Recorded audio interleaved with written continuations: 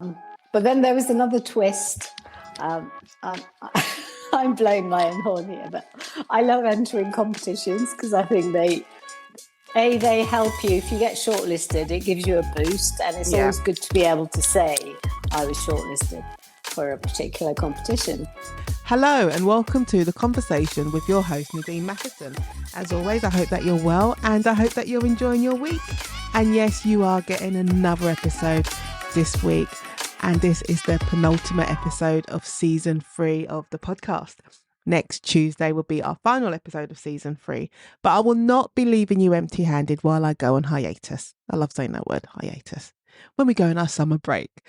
There will be extra episodes. There'll be cross episodes from my partners, Page One, the Writers Podcast.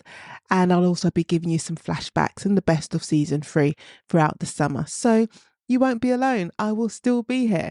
And you know I'm on social media. So if you'd like to get in touch with me on social media, all of the links are in the show notes. So feel free to send me DMs, send me comments, tell me what you like about the podcast, who you would like to see as a guest on season 4 of the podcast, and I will always get back to you. And before I go on with the show, I'd just like to thank all of the listeners, everyone who has supported the podcast, either through subscribing to Patreon or by buying me a cup of coffee, or simply just saying hello and saying how much you enjoy the podcast when I met you in person at Harrogate last week, or by sending me messages. I really, really, really appreciate it. So I just want to say thank you. Right, let's get on with the show. Today, I'm in conversation with Niloufar Lamakan, who is an Iranian-born author, interior designer, and artist. Her debut novel, Age to Perfection, won the Commendation Award at the Comedy Women in Print Prize and was a finalist at the Page Turner Awards. And her novel Age to Perfection is available now. And in our conversation, Niloufar Lamakan and I talk about the key to unlocking your creative potential, AI and the creative process, and how age perception shapes our lives and choices. Now, as always, sit back, we'll go for a walk and enjoy the conversation. Niloufar Lamakan, welcome to The Conversation. Hello, lovely to meet you and chat with you. I'm so looking forward to our chat, because we was having a quick chat before and I was like, no, we need to save this. We need to save this for the recorded. There's always so much to say, isn't there? There is. I think when you get two writers, not even just two writers, two creative people in a room, I always feel there's so much stuff that goes on behind the scenes of what we do, behind the scenes of our work, that when you get together with another creative person, you're like, oh, let's talk. Let me tell you about this. And it's someone who understands what you go through, because when I talk to people who are not in the world, like all my family, they're just astounded and they go things like, does it always take this long, or is it just you that's taking a long time? No, it really takes a long time to do anything in publishing. It's so fun. I mean, I will ask you a question about yourself, but just talking about the length of time that things take, just the publishing process, how you can have, finish a draft of a book, and let's say you sign with an agent and you get your publishing deal, that book may not be on the shelf for 2 years, even though you have, in theory, you have finished the book. And I was on a little while ago, I was on Threads, and there's a content creator on there who's a writer. And apparently ChatGPT went down yesterday. I had no idea about this. So ChatGPT went down yesterday, and there were people complaining that they couldn't do their research for their books. And he was saying, that's because you are not a writer. If you're needing ChatGPT, you're not in the business of writing a book. You just want to have, call yourself a writer and have a product. But no, I don't agree with that. No, it depends on what you use it for. I think most people immediately think you shouldn't be using ChatGPT to write, and I agree with that, because as creatives, it should be our story and it should be told in our voice. However, there are lots of other things you can use it for. For example, whereas I used to, I shouldn't say this, but I used to talk to another writer or a teacher just to like brainstorm things sometimes, just to help me get my ideas into shape, and sort of give some order to the mess that might have been in my head. Yeah. And I use it for brainstorming. So when you use it, because I don't know, are you just saying to it, these are my ideas, this is what I'm thinking, can you just pull it in order for me? Depends on what you want to do, really. It's very good at critiquing work.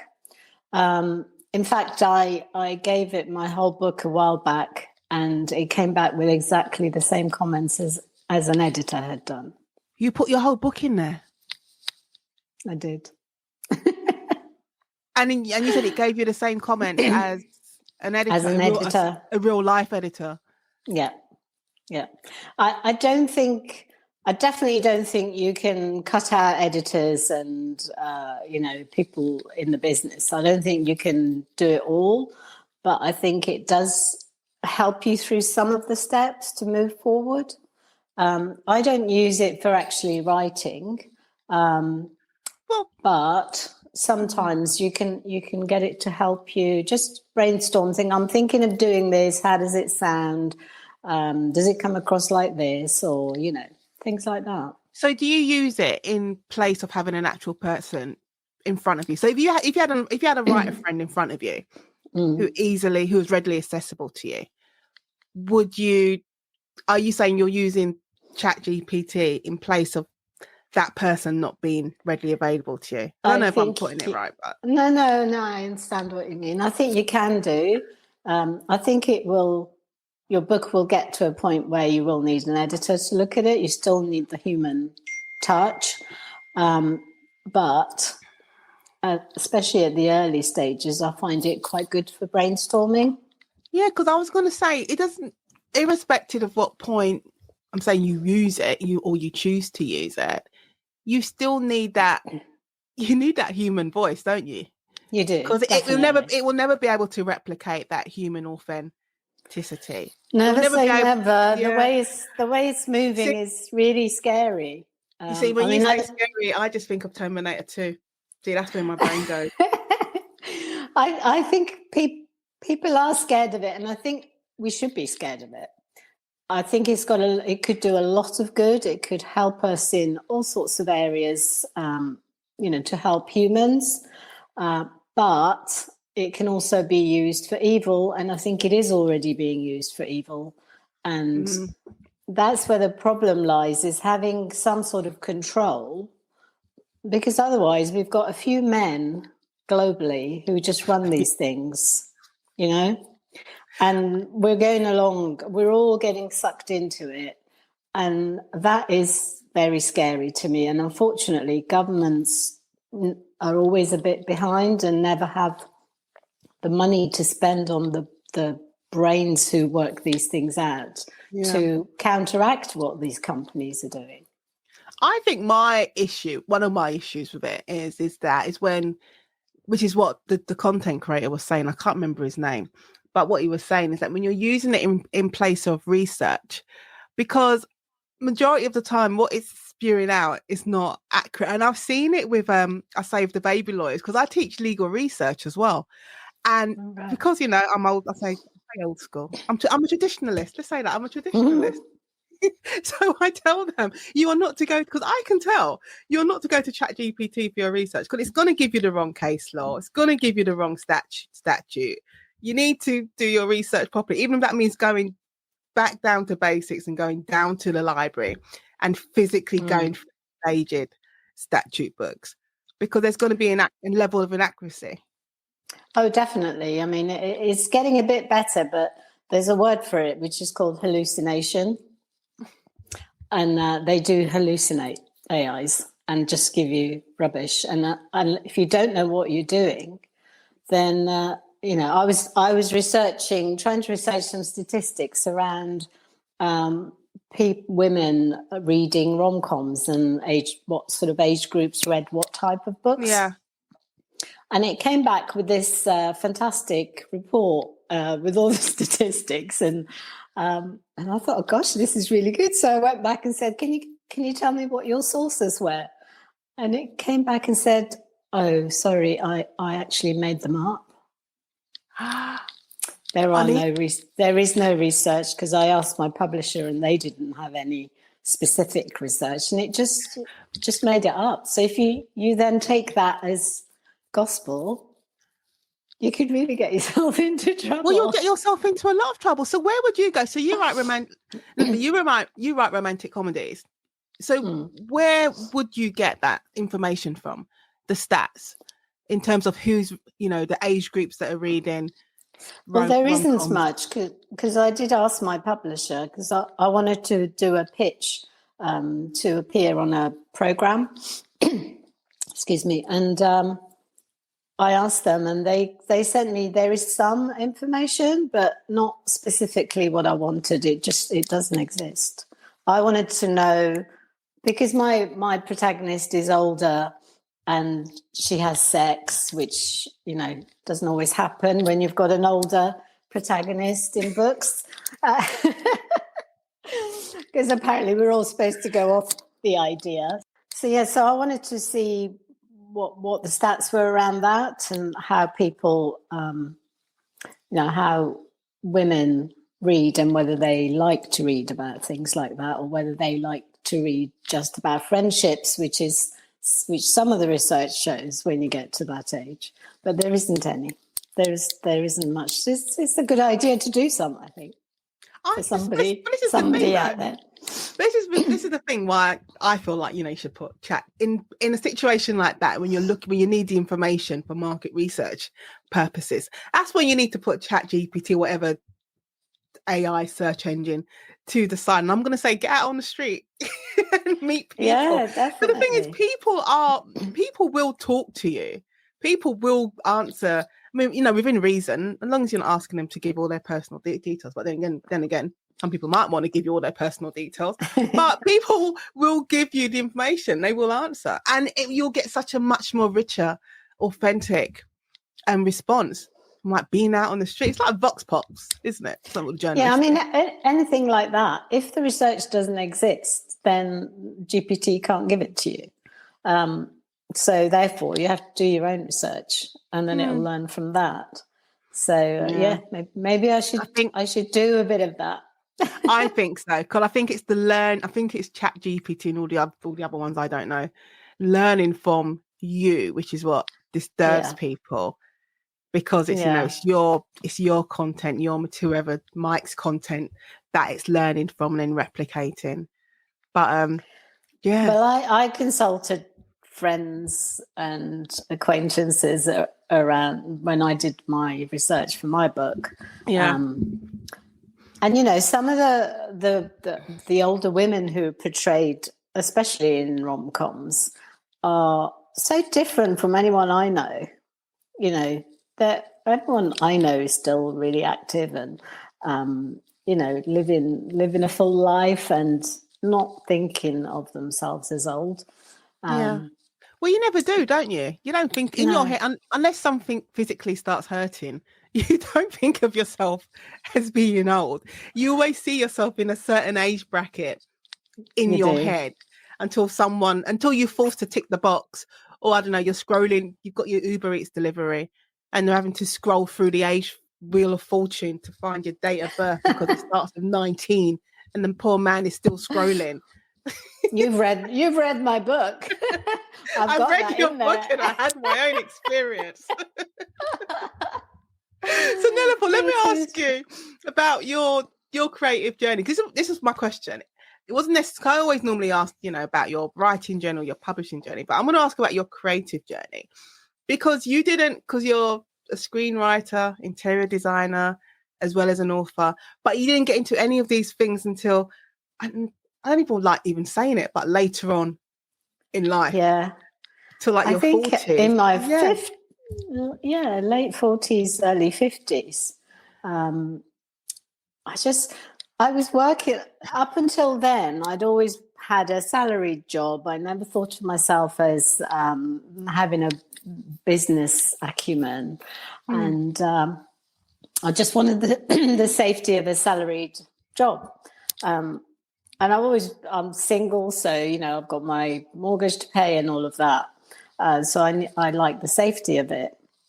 However, I don't know whether it's because I'm older and more confident. I left a job, which was a secure job and well-paid job, because it just didn't do it for me anymore. And I had always intended to go back in the same field. That was when I was working in technology. And then one of my cousins swears that she put the idea in my head. I don't remember it. But she said to me, "You've always been very creative. Why don't you try doing something else?" And that was when I thought, well, why not? I'm going to go and do some interior design courses, because I love interior design. And I couldn't afford to do a whole course for a year, because I wouldn't have been earning. It would have been fees and everything else. So I just did short one-day courses here and there, and a couple of one-week courses at Central St. Martin's. And I came out armed with that knowledge. I thought, I can learn the rest. And I was lucky that my cousin had just bought a house. Well, they bought a house a while back, which I helped them find. And just as I decided to set up my interior design business, he decided to refurbish his house. So he said, "Look, it's your first project. You can come and work on it. I'm not going to pay for you. And if I don't like it, I'm going to tell you." And I said, "Fine, that's fine. I need a break." So he said, "You can do my kitchen." So I did the kitchen, and it went really well. And we were having a conversation one night, and he said, "So you haven't done anything about the bathrooms yet?" And I said, "Well, I didn't know I was doing the bathrooms." So anyway, I ended up helping them with the whole house. And he's an architect, so... Oh, really? Yeah, tough client to have, because he obviously had his own ideas. But I think they were happy with the results. And... in the end, I ended up having it. I had it photographed professionally, because I needed good photos to set up my website. And I entered it for an International Design Awards, which is held in LA. And didn't hear back. Nothing came of it. And months later, I thought, I'm going to just go and have a look on their website to see who won, And I go in there. I won second prize. Are you serious? I could not believe it. Something had gone wrong with their system, and I didn't get an email to tell me. And there was my project in its full glory with all the pictures. Second prize in interior design. Oh, that was just amazing. And amazing.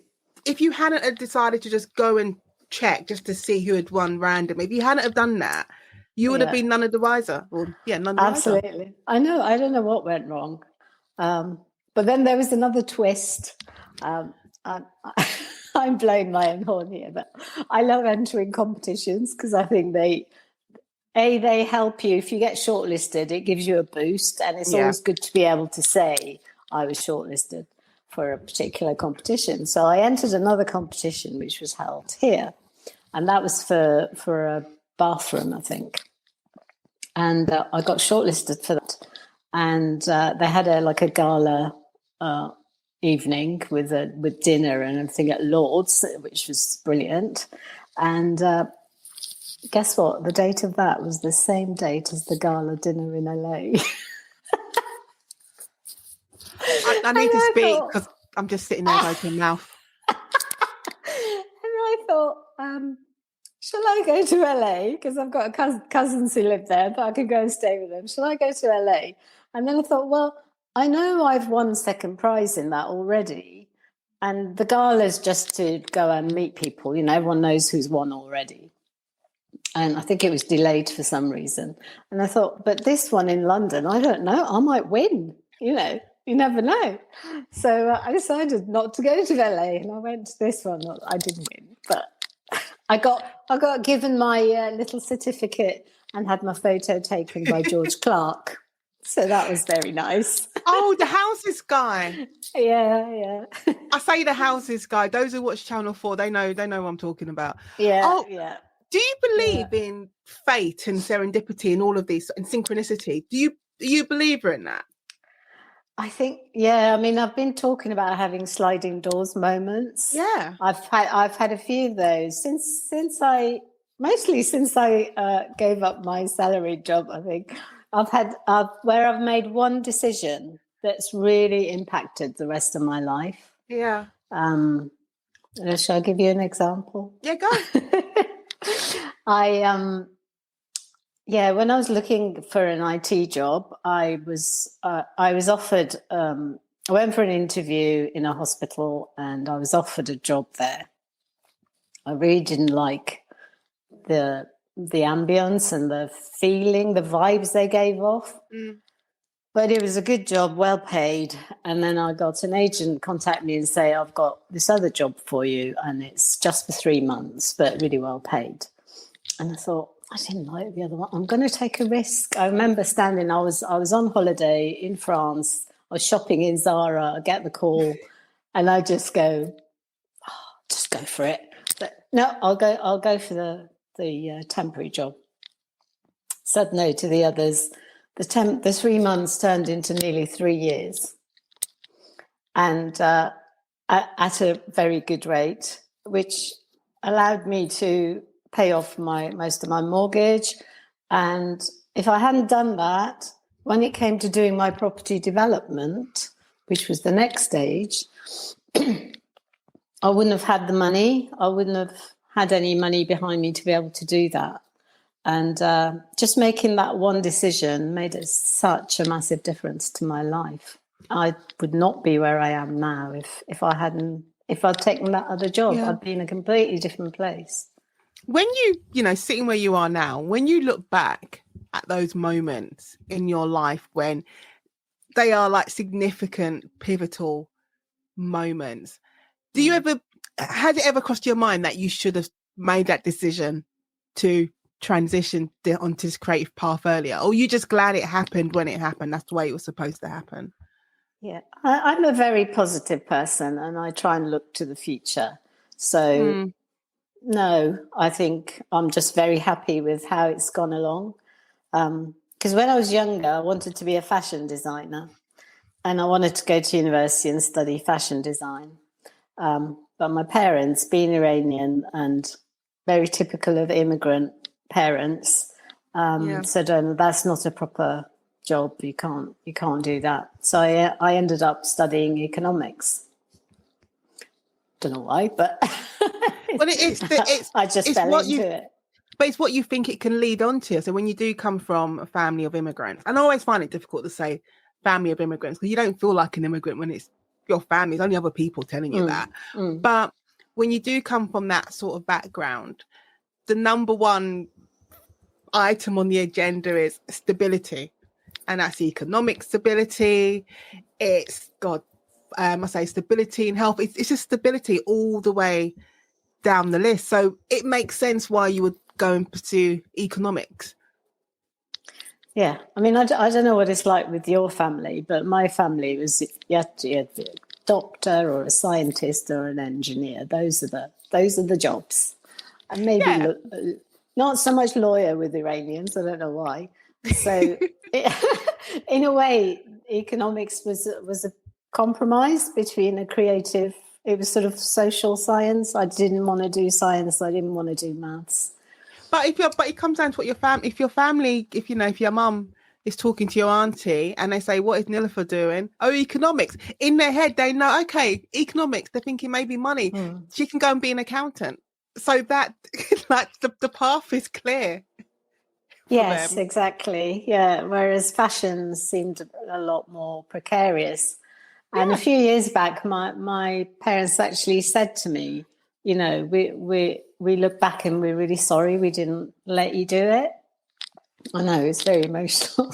And I said no, because I might have gone into it and I might have been rubbish at it. We'll never know. So, no, I did very well in my career. And now I'm doing something creative, and that's fine. Not going to regret anything. No, it's good not to live with regrets. But how did you manage like that creativity in you when you were doing the safe job?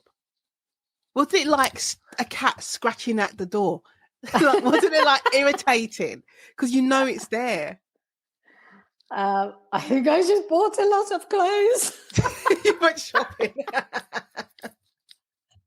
Niloufar went shopping. I used to make clothes, and I was really good at it. I mean, like proper suits with lining and, you know, interlining and everything. Yeah, I used to do it really well.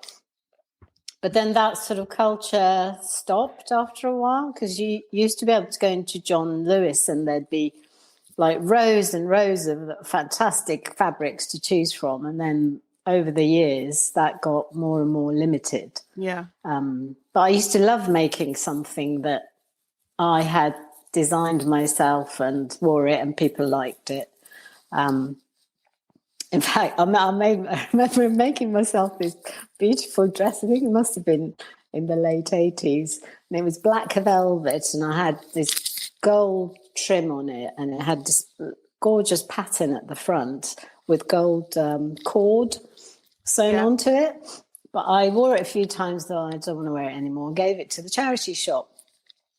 And my cousin said, I went past Oxfam the other day and your dress was in the window and they'd made like a big feature of it. And why did you give it to charity shop? You could have given it to me. And I said, well, I don't know. I didn't know whether you'd like it. And I said, well, did you buy it? You know, and she said, no, I went in. I couldn't afford it. It was too expensive. Oh, wow. Yeah, because they put it really it's bespoke, isn't it? It's a bespoke dress. Of course. Yes. What would, you know, when having gone through all of these experiences of, you know, living the traditional stable life, even though you've got this, it is more than a creative spark burning away inside of you. What would you say to someone who's in that same position now? And they're wondering, because you can waste so much time questioning and saying, should I do this? Should I not do this? And let me just say, stay in my safe little pocket. What would you say to them? Because I'm an enabler. I would just say to them, go and do it. Yeah, I would too. I would have a proviso. I was in a lucky position of having some financial stability and being able to take that risk without risking my home, for example. Although, no, I did risk my home because I got a mortgage on it. But yeah, if you're lucky enough to be in that position where you're not going to like lose everything, you know, if you've got dependents, and then absolutely go for it. Absolutely. What if you do though? What if you do have the dependents and the mortgage and the dog and the mother-in-law living with you? What if you got all of these things? I think you can always find a creative outlet somewhere else. Definitely. Do you know what? When I worked in technology, at one point, I said I wanted to learn to do a bit of coding because I wasn't a techie person. I was more into the information management and project management side. But I said I wanted to develop my skills. So they let me, you know, learn, and I started building this database. And I found so much creativity doing that. I remember sitting there thinking, this is actually really creative to be doing this, whereas people think of it as a technical, scientific thing to do. So I think you can always find an outlet. Even if it's not what you do for a job, you can satisfy that urge by doing something creative as a side hustle or as a hobby. Yeah. You know, when you've had all, you know, you go through all these moments in your life and said, I know you say you don't look back, but when you are looking back for all these moments and then the chances you took and the awards that were given to you, you didn't even know about it. When you look at all those moments, what has all that taught you about yourself? I think it's made me more confident in myself. You just think, well, I can do it. I tried it and I found out I can do it. So it sort of emboldens you to try other things. You know, I was producing art for a while. I didn't get that far with it as I have with other careers. But I had this thing when I started using my interior design tools, like my fabric samples and my planning software and all of those to produce art. Yeah. And I still like to maybe go back to that at some point, but didn't. Maybe I don't know if I didn't put enough effort into it. And it's a very difficult area to get into without having the contacts, definitely. So yeah, it's nice. I've forgotten what your question was. That's all right, because I was sitting there thinking, but you know what I think your journey tells people? I think it tells them that not to be so fixated on the outcome, because if you would be sitting there like fixated on that original, that initial application you made to the interior design competition, the one that you didn't know that you came second place. But if you just remained fixated on waiting for that outcome, you probably wouldn't have gone on to do the other things. And then when you did find out you were second place, you're like, oh, that's cool. But some people can be so dependent on the outcome, it stops them from doing anything. I think, yeah, you do also have to tell yourself that you could fail and be okay with that. And just say, entrepreneurs, if you have that spirit in you, you will have businesses that will fail. But what you do is you learn from them and move on. And I think when you go into it, you have to talk to yourself and say, be prepared, it might not work. Yeah. And then you then sort of don't have quite as much riding on it, because you know that it's possible. And you face that possibility and think about, what will I do if it doesn't work? How long do I give it before I decide it's not working? You need to work all of that out before you jump in, I think. Listeners, it's time for a very short break. If you're enjoying this conversation with Nadine Matheson and want to help keep the podcast going, why not buy me a cup of coffee? Your support goes such a long way in keeping these conversations flowing. Just check out the link in the show notes. Now, I'm a strong believer that failure is never a wasted experience.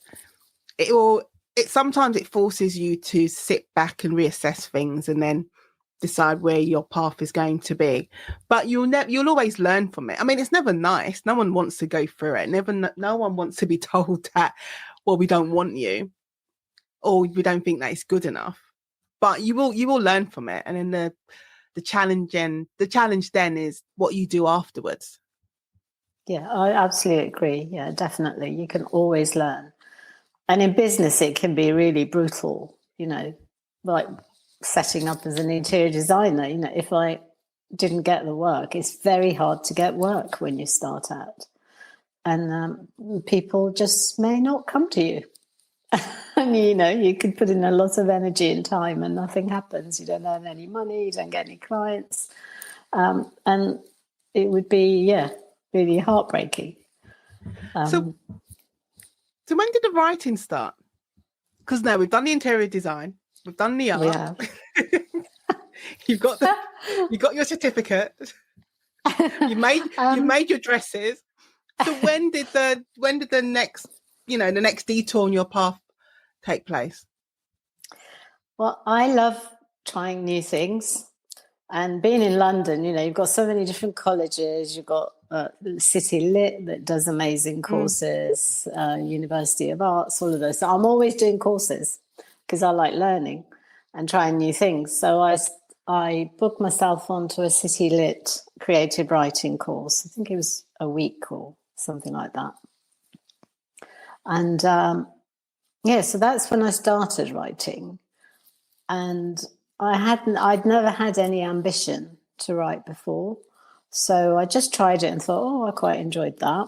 And then a couple of months later, I saw another course, thought, I'll try that as well. Everyone does a memoir course because they think they can write a memoir of their lives. And I was no different. I thought, maybe I could write something like that. So I did a memoir course as well.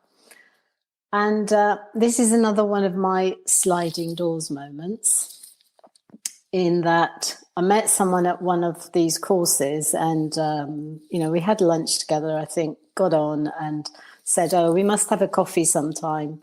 Course finished and nothing happened, as things go.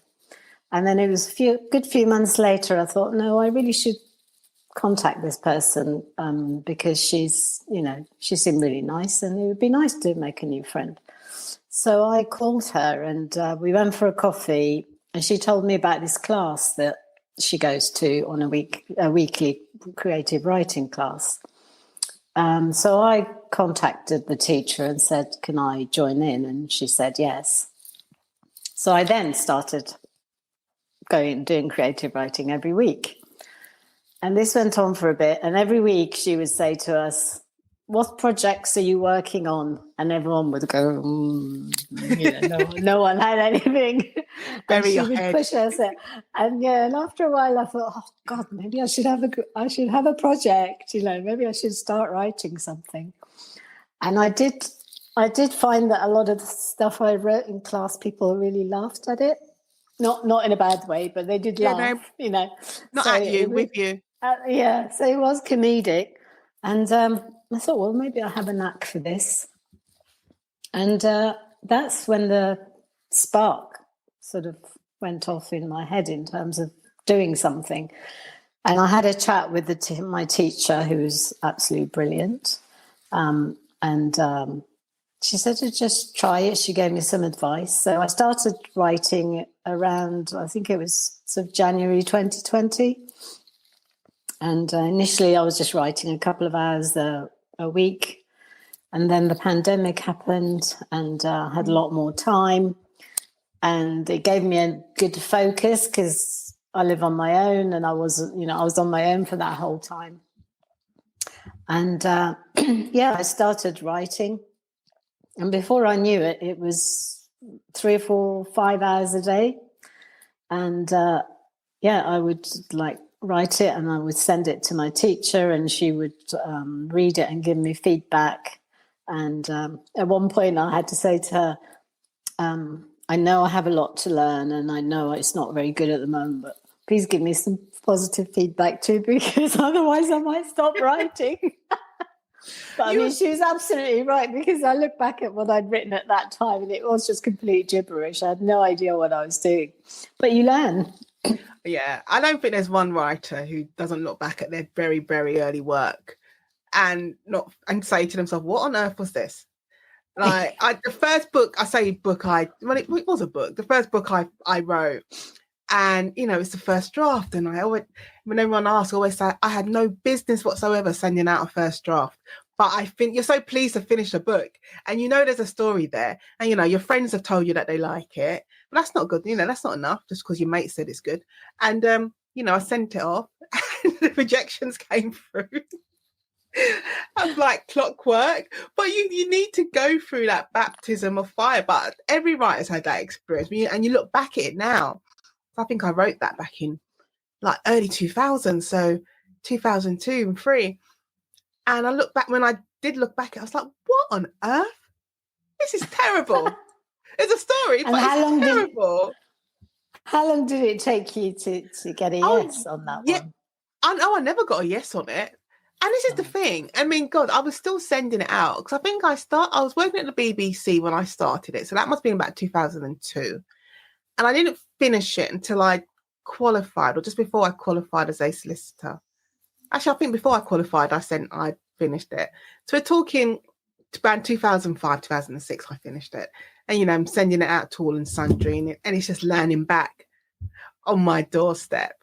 But it wasn't until, another 10 years? No, more than that, 12 years, before I got a yes on something, which was then my book, The Jigsaw Man. So it was a long process. So this is it. I mean, I think if you're a writer, you have to be so persistent and determined. Yeah. It was so easy to, get to rejection number 30 and say, well, this isn't going to work. I'm going to give up. Yeah. It can happen. It can happen. I had 42 rejections for this one. See, now I'm wishing I kept a tally of them, because, you know your number. And I spent because I've been off sick. That's why I've spent so much time on Instagram and social media. But I watched this woman. She printed out all her rejection letters. I can't remember what author it was, and she laid them all out along her hallway. And it's a long hallway. And and if you go back, it's crazy. And if you go back for episodes of this podcast, there are loads of authors who can tell you the number of rejections they had before they got that yes. And I'm thinking I should have took a note. It was definitely more I'm counting the silences as well, because you don't always get a rejection. Oh yeah, you don't always. Yeah, you don't. Sometimes there's just nothing, and sometimes silence is an answer.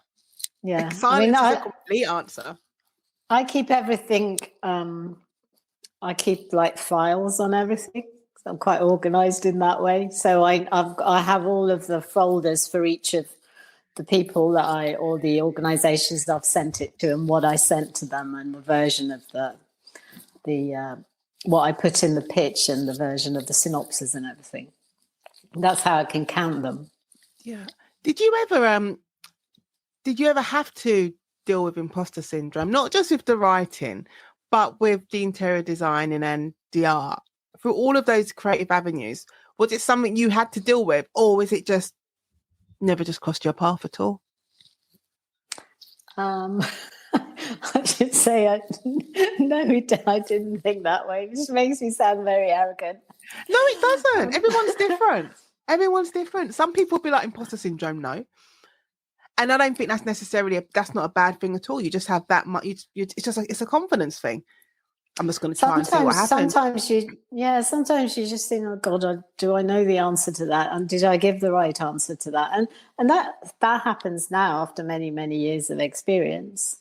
But I remember going to this course, this one-day course in interior design, and I was talking to this woman, and I caught up with her a few years later, and we were chatting at some event, and talking about how our careers had gone. And she said, well, when I met you, you were already established, weren't you? You were doing everything.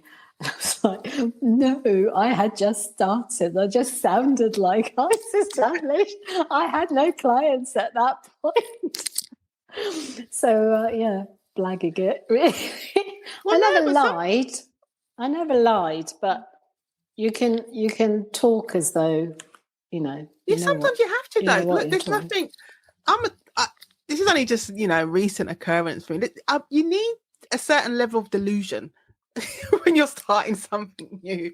You need to have that certain level of delusion. And as my first boss as a solicitor always said to me, you need to act as if sometimes. So you have to, and I say that to the baby lawyers when I'm training them, and they're absolutely scared for that moment when they have to stand in front of a judge for the first time. I'm like, you have to tell yourself a story in your head. If you have to tell yourself, I am the best thing that walked out of the house today, I am the king, I am the queen, whatever, you have to tell yourself a story to get yourself moving. So you have to act as if you need to be in a place of delusion in order for you to make that next step. Absolutely, because if you're questioning yourself internally, you will give that vibe to other people. Yeah. You can't expect them to have confidence in you if you're giving off vibes that say, I'm not sure what I'm doing. So the appearance is very important. Yeah, you have to lie to yourself. Nothing wrong with lying to yourself. within reason, Or just have confidence in your abilities, is how I would put it. So then I feel like I'm doing a This Is Your Life with you, because then you got a commendation from another competition for your book. I did. Yeah. I entered loads of competitions because I knew, if you can say you've been shortlisted for something, then it really helps, to be able to say that. So actually, again, it was my teacher who suggested it. She said, have you heard of the Comedy Women in Print Prize? And I hadn't. And so I had a look at that and thought, oh, this sounds perfect. So I entered it for that. And I got an email to say I'd been longlisted. And I was, wow, this is amazing. I was so happy. And there'd been quite a few others where I didn't get anywhere. A couple of others where I did get to a long list and then no further. And then I got an email to say I'd been shortlisted. And I think I realised how much I wanted that one, because I completely burst into tears when I read the email, because it was just such good news. And yeah, so we all went to the awards ceremony, and because they have published authors as well, and because Helen Lederer runs it, and who she is, there are loads of celebs there as well. You know, you think, oh gosh, I'm here. This is brilliant. And yeah, I didn't get runner-up, but they liked my book so much. I think they created a prize for me. Well, you got a commendation. So, I got a commendation award, yes. Yeah. And now I can say I'm an award-winning author. Job done. Did it, even though you've been shortlisted for things before, you know, shortlisted and placed in terms of coming second place, did that commendation, did that give you validation as a writer? Oh, it's just a wonderful feeling. So lovely. Yeah, you do feel validation. You know, there's so much rejection in this industry, and so much, you know, criticism and everything. When you do get to a point where someone thinks that was good enough to give an award to, absolutely gives you validation. And the other really good thing that's come out of it is, you know, we set up a WhatsApp group of all the people who were shortlisted. And we're all still on it, and we meet periodically, and we help each other and cheer each other on with our next projects. And I've met loads of people through the prize. And Helen came to my book launch, which was really lovely. And I won't go into the details, but we had a bit of an incident during my speech, and we put a damper on things. But then Helen saved the day, you know, as she does. She went onto the microphone. She says, "You're coming back to finish your speech," and called me back on. Somebody wasn't well, basically. So it was like, you know, and I think if I'd gone back up, it would have seemed a bit mercenary to go back and try and make people laugh after that had happened. But because it was Helen, she went up, she said, you know, the show must go on, and come back up. And I went back up, and it was like a big sigh of relief on everybody's part, because all my friends and family were there, and they were upset for me. But did it, and I carried on where I'd left off, and everybody laughed, and it was great. I was going to say, you know, when you said it was like, if it would have been a bit mercenary, and in my head, I don't know why it popped into my head, it'd be like just trampling over someone because you're trying to grab the award. You're like, they're on the floor. You don't care. You're just walking over their body. You want to get your so no, it's really, it's and that's the other thing I really love about having taken on this new career, is I've got so many new friends. And a, you know, support system, and some friends who are really close friends now as well as a result. So, you know, it's just win-win. Love it. Yeah, I think one of the most important things I will say to anyone, doesn't matter what you're doing, whether you're being a lawyer, doctor, electrician, mechanic, anything, you need to find your tribe. You need to find your supportive group of people who understand what you're going through. So when you make that phone call, you send that text at silly o'clock, they understand why you're sending that text at silly o'clock, and they can talk you down off the ledge. So it's so important to find your tribe. So Niloufar, do you want to tell the listeners of the conversation about your book, Age to Perfection, which did win a commendation? It did, yes. I would love to tell the listeners. Yes, it's called Age to Perfection, and it's about a 60-year-old woman who's single and successful, and she's had her heart broken recently, so she'd run away and travelled for a while to try and get over it. And the book starts when she's just come back from her travels, and it starts on New Year's Eve when her best friend is trying to set her up with a few of with the single men that she knows, basically, who are all a little bit dire, let's say. And her friend challenges her to do what she'd heard this other woman do, which was to go on a date every week with someone new until she met someone. And she just says, no. Sophia, the protagonist in my book, says, no, it sounds like too much hard work and I don't need a man. I'm perfectly happy as I am.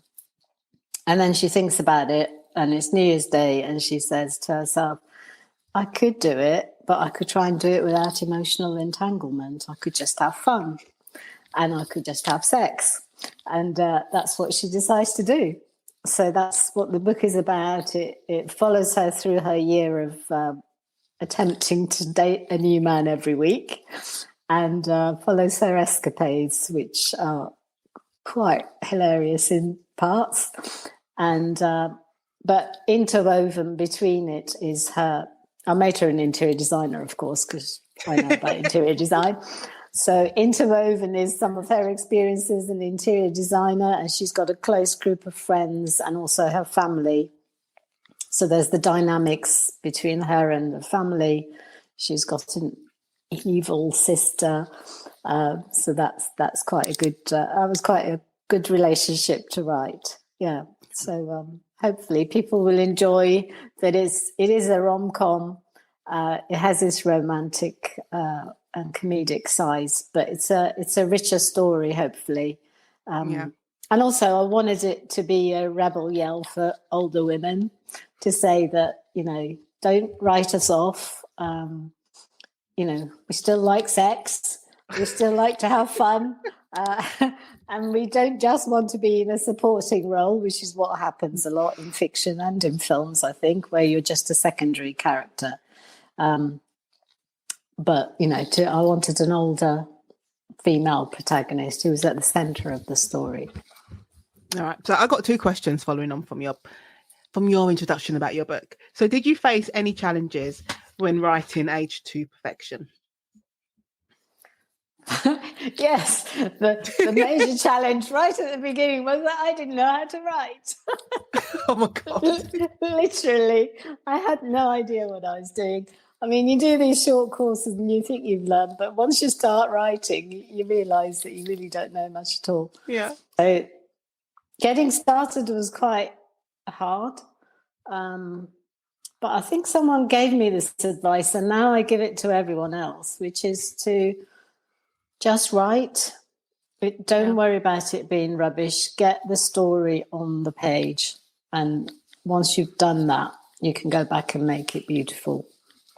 Make it funny or whatever you want to do with the writing. Don't worry about the quality of the writing so much. And I think that's really good advice. And I think that helped me to just get on with it, and basically.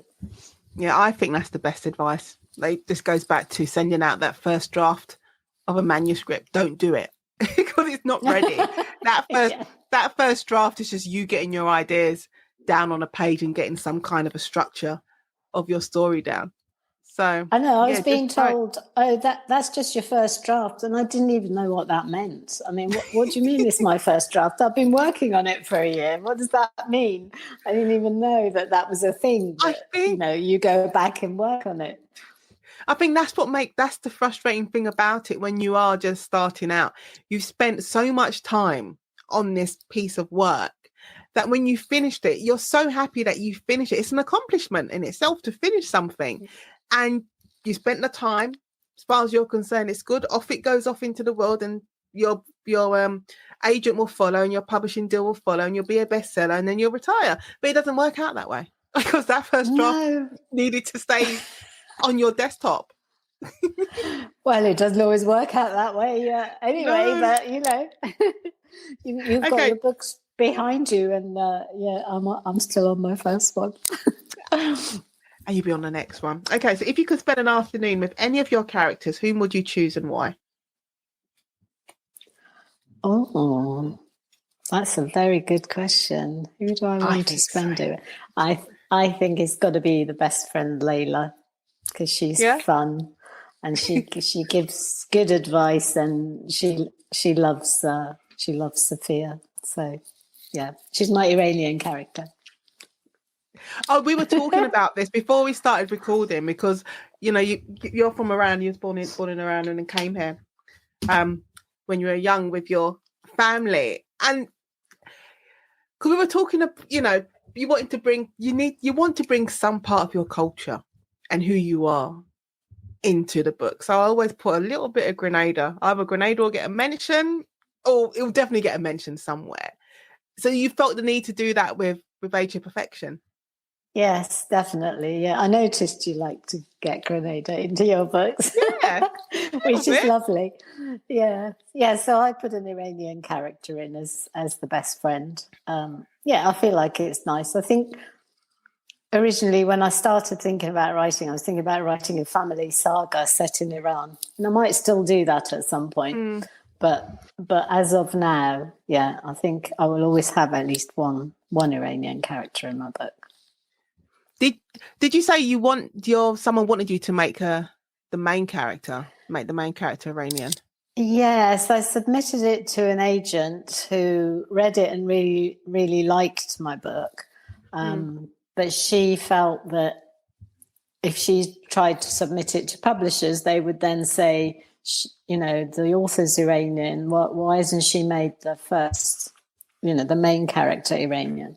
Yeah. And she felt for her that was what would work, and I didn't feel it would work for me. So she didn't take me on. But later really? on, because after of that? Because I think it would have been a very different book if I tried to rewrite it in that way. I couldn't have just called her Iranian and then not referred to it in any way at all. So it would have meant rewriting the book, I think. Yeah. So we parted ways, but then as things happen, when I signed with One More Chapter, I asked to keep my dramatization rights, and which I did, because I think it would make a good mini-series for TV. Yeah. And I then approached her and said, would you take me on just for the dramatization rights? And she did. So she's currently hawking it round to try and get me a deal on that. Yeah. That's amazing. I like the way you work. I do. All right. Okay. The final questions to end our conversation. So, are you an introvert or extrovert or a hybrid of the two? I think I'm definitely an extrovert. I have no problem walking into a party on my own and going up to people. But then I do worry that people don't like me. So probably a hybrid then. If I'm being honest. No, I think you would still be. I think everyone will probably have, irrespective of being an extrovert or introvert or hybrid, that feeling of, oh my God, do they like me? Was I talking nonsense for half an hour? I don't think that will change like your personality type. It's just human nature, isn't it? No. I think if you thought you were brilliant and everyone should love you, then that's not very good, is it? Well, no, that just makes you a narcissist, doesn't it? Yes, exactly. And you are definitely not that. Okay, so what challenge or experience, good or bad, in your life shaped you the most? Yeah, I think it's what I was talking about earlier, to be honest, about that experience of making a change in my life and going for an option that might not have been the best option at the time, possibly. Yeah. But it opened up so many doors to me and led me down a completely different path of life. Yeah. Both in terms of my career and also in terms personally. I think I've grown a lot as a result. So I'm really happy with that.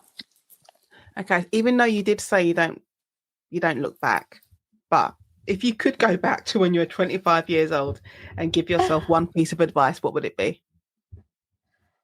It would definitely be, don't fret so much. You will be happy. You will have a lovely life. So, which I think I have had. So yeah, you do fret a lot at 25, don't you? You're just like, oh my God, you do. Why am I here? What's going to happen?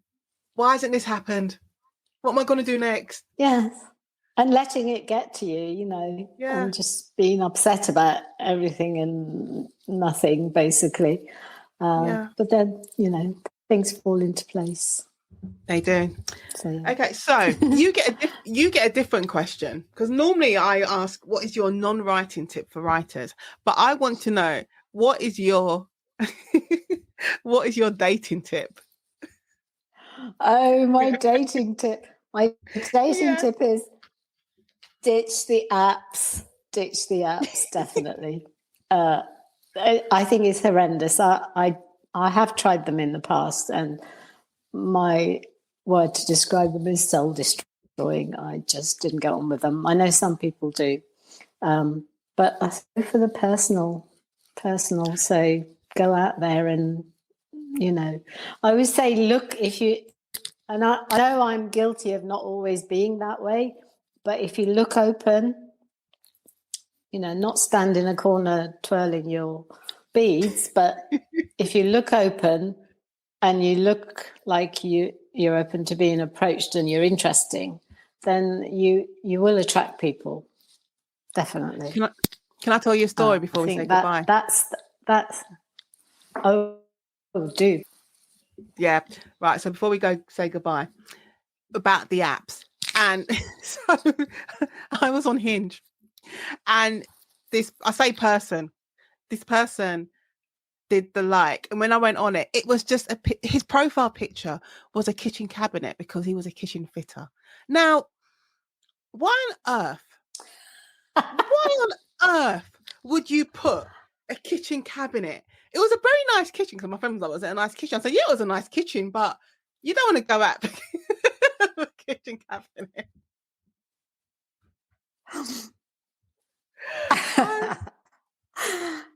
I saw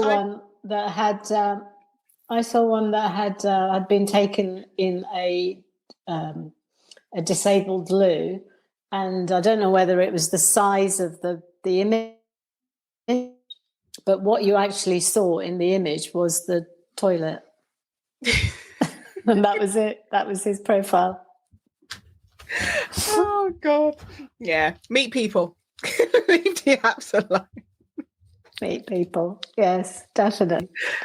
So finally, where can listeners of the conversation find you online? My website is niloufarlamakan.com, where you'll find more information about me. And you can look at my art on that website. Well, that just leaves me to say, Niloufar Lamakan, thank you so much for being part of the conversation. Thank you so much for having me on. It's been really good fun. Thank you so much for listening to today's conversation with Nadine Matheson. I hope you enjoyed it as much as I did. Be sure to tune in every Tuesday for a brand new episode featuring more amazing guests. Don't forget to like, subscribe and leave a review. It really helps the podcast grow. And if you'd like to support the show, you can buy me a cup of coffee or sign up on Patreon. The links are in the show notes. And if you'd love to join the conversation as a guest, feel free to send an email to theconversation@nadinematheson.com. Thanks again for your support, and I'll catch you next time.